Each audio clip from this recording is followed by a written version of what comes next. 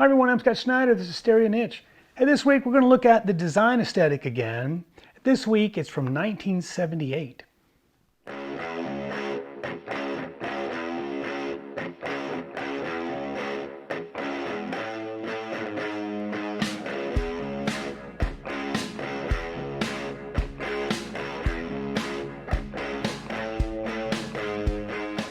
All right, well, thank you for sticking around this week. I wanted to follow up. I thought it was kind of fun doing that review video a couple of weeks ago where I talked about the design aesthetic of different manufacturers, and I focused on Marantz and Sansui and their models of the 70s.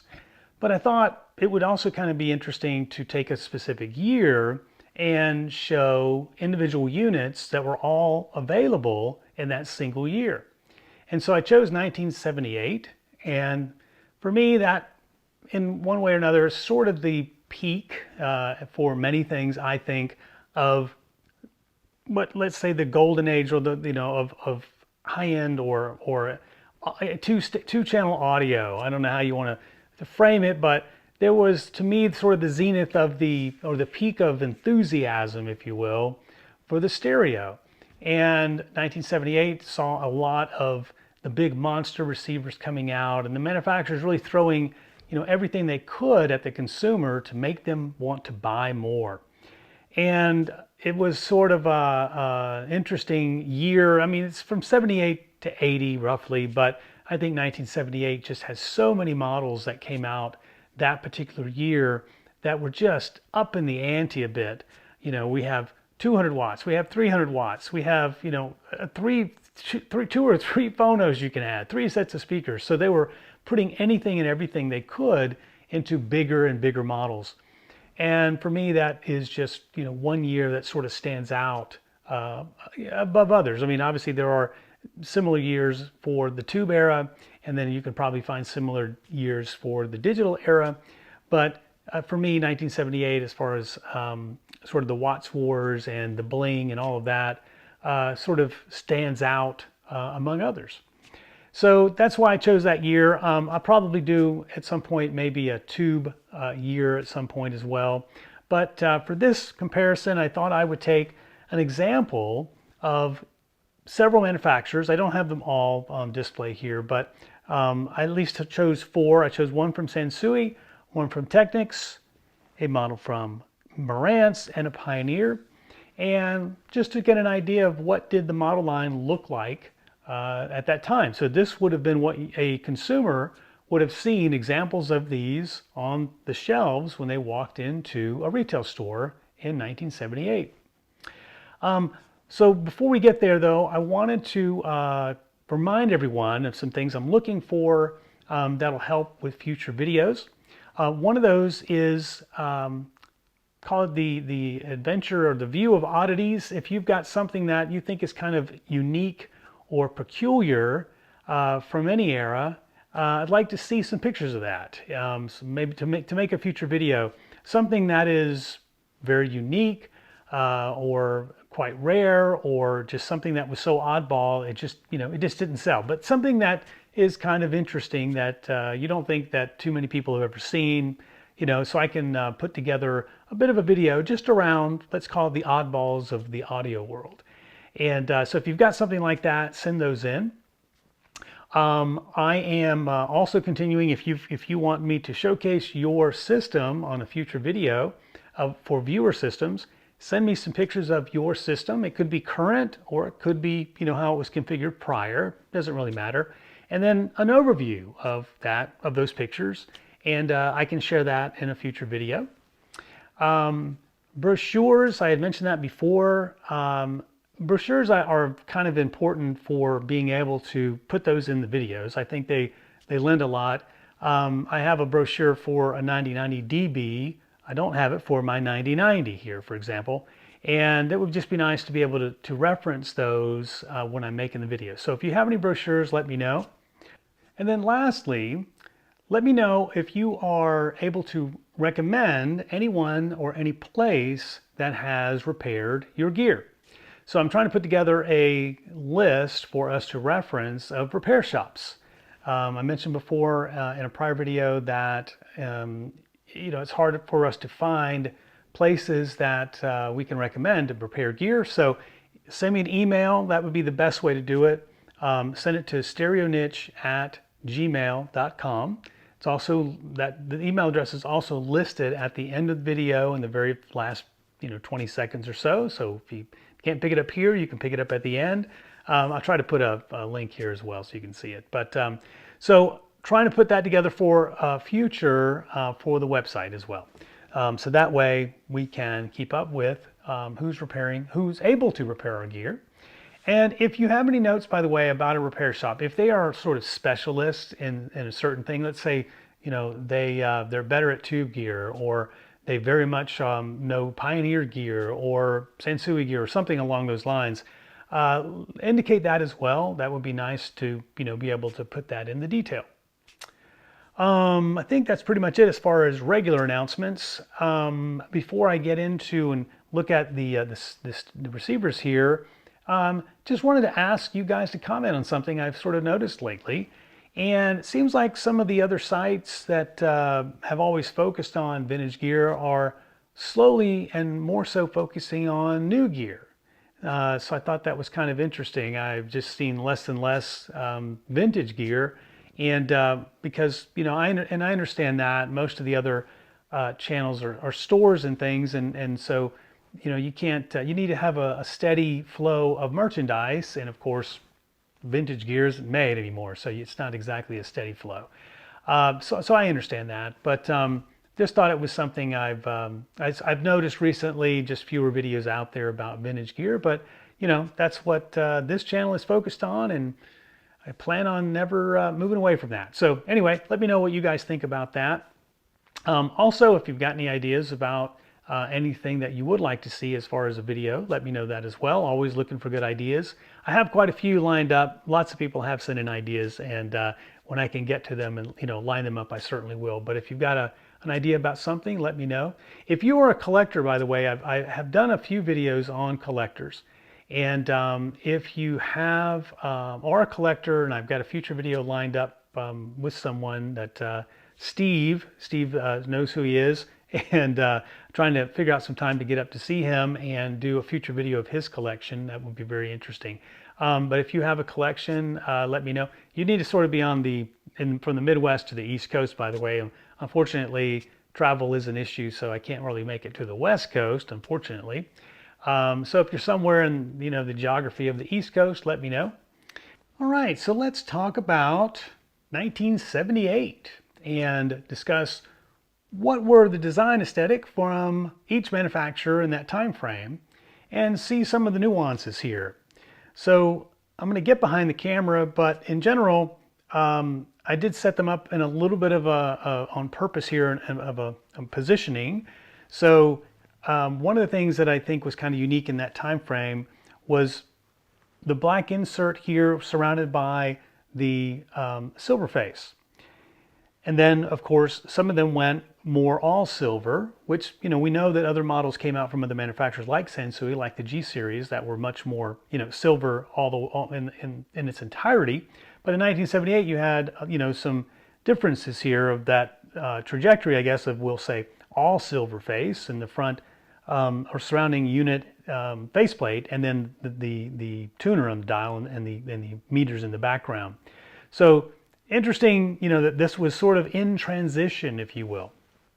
And then Marantz, they had their B series, of course, but they're also majority of what I think most of us think about when we think about the Marantzes is the dark background here of the dial lit up, with the blue face here that sort of makes it pop. I think that's what most of us think of when we think about, the Marantzes of the 1970s. And then for Pioneer, they were all more silver faced. I'm not sure if you can see it in the mirror in the camera yet, but I will come up for close here. But that's how I sort of staged them with a little bit of mix, silver face, some black background, and then kind of more all silver, and then black again, a little bit of insert, and then all silver again. So sort of how I was thinking about it. and what the consumer saw. I'm sure they saw that, and some of them may have appealed to that sort of crossover look, or this was probably the future, look here being all silver. So kind of an interesting time frame.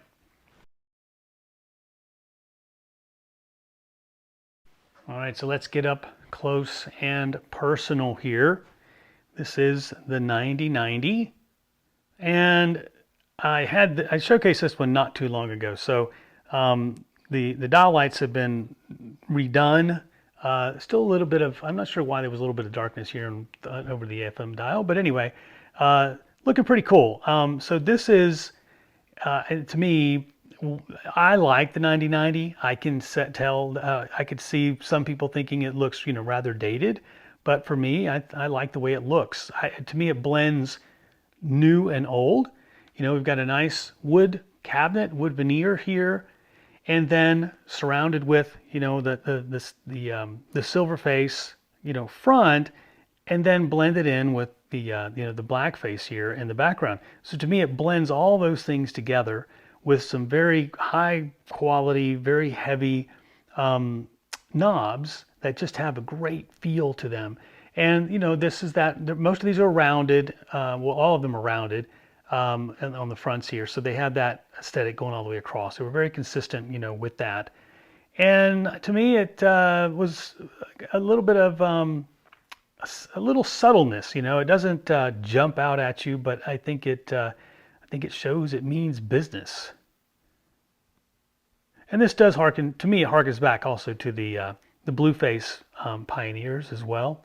I think some people, although I can spot this from across the room, the XOXO series, but I think some people might confuse it with a Blueface era pioneer, which are very, I like them as well. It's one of my favorite designs. All right, let's move over to the Technics.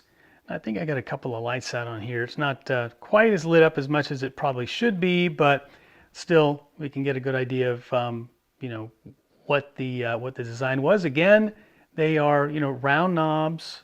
Here were the thing in 1978. Pretty much everybody stuck with the round knobs. We weren't quite into the square push buttons that we saw just a few years later, and these had more slender little knob switches here that were a little bit more, I'll say, petite than the more beefier ones that were on Sansui. But they did go with this more shiny. Now again, they have the wood veneer here, and then the silver face, and then the silver dial. So they were a bit ahead of some other manufacturers in moving it all to, I'll say, that heavy silver-faced look. One cool thing Technics was ahead on was the digital meters. One thing that I think they sort of leapt out in front of everyone, the LEDs, something quite different. I'm sure that stood out to the buyer walking into the retail stores in '78 when they saw the meters on these things, bouncing across, left and right. I'm sure that looked extremely futuristic to a lot of folks. All right, moving on to the right here. It is Marantz. I'm sure a lot of people are looking at it going, that's just cool. Marantz really does have a very nice glow to it, and turn out the lights, and you see that from across the room. It's very cool.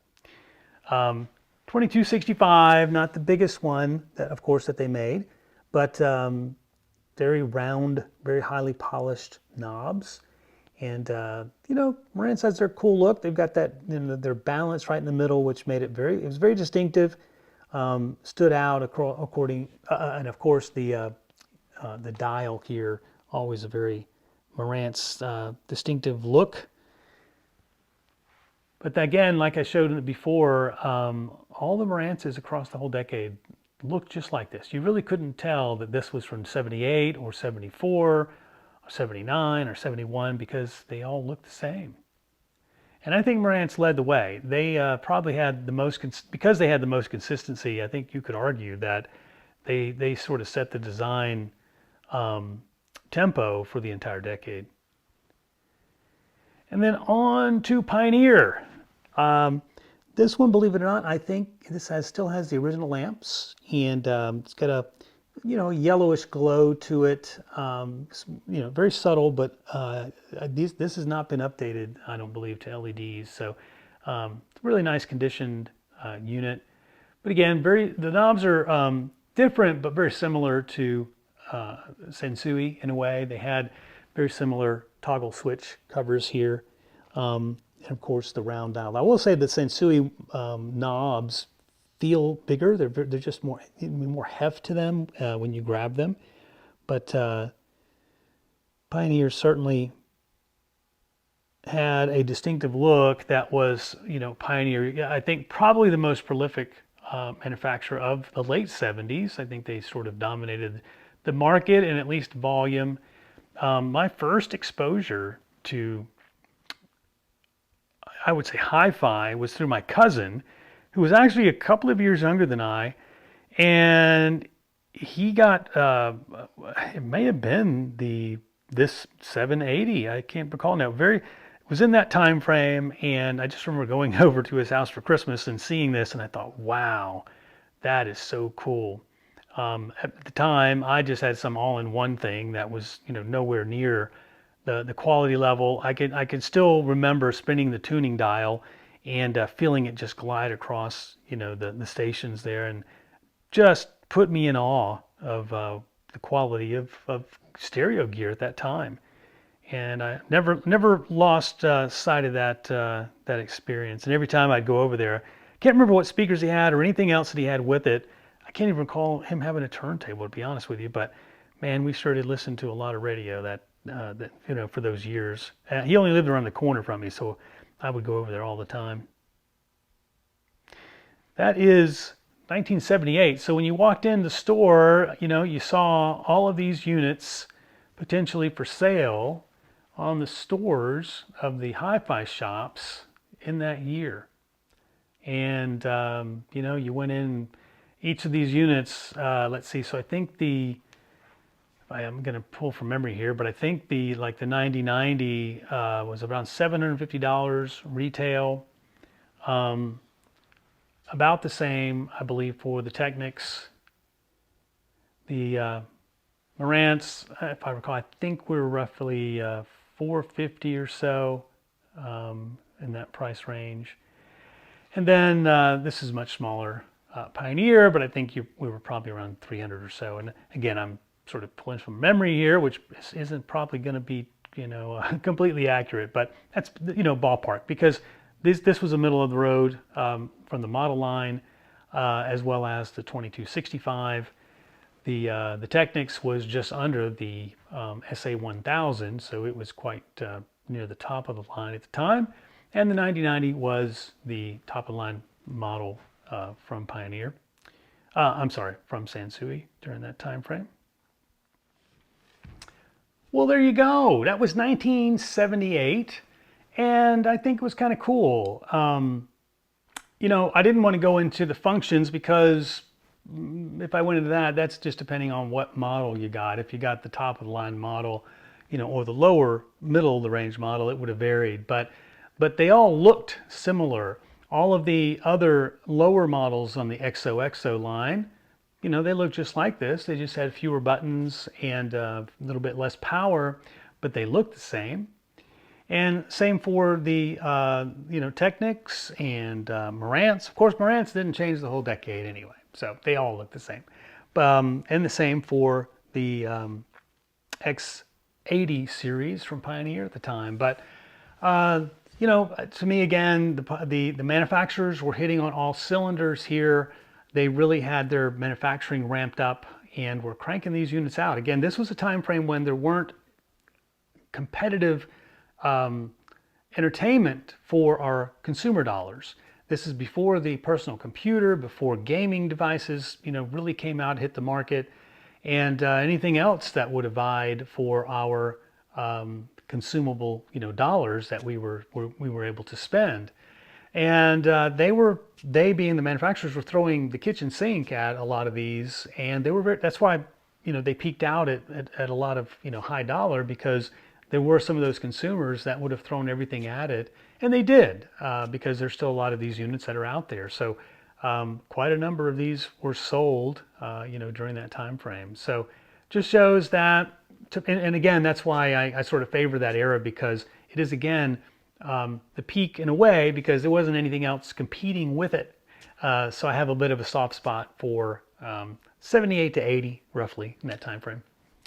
So I hope you like that. It's something I thought it would be fun to do. Of course, I'm missing a lot of other manufacturers that I didn't put in here, but it just gives us a sense of what was going on in that year. I'll do another video of another year at some point with actual units, so we can take a look and see what was on the offering. Of course, an early 70s, maybe 71, 72 would be nice. And then probably 1964, 62, 64, somewhere around there for tube gear. That'd be kind of cool too. I guess that's it. Kind of a short video this week, I think, but thought it was kind of fun. Let me know what you guys think. And if you don't want to miss the next video, hit subscribe. Want to be notified, hit that bell. As always, thank you guys for tuning in.